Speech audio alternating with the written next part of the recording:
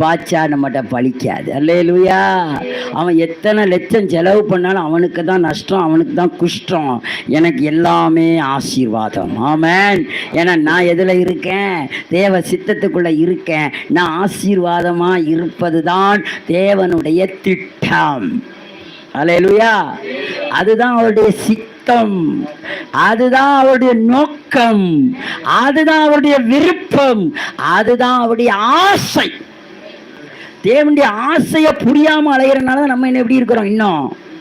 இன்னும் குதிரை வண்டி குண்டி சட்டிக்குள்ளே குதிரை வண்டி ஓடிக்கிட்டு இருக்கு.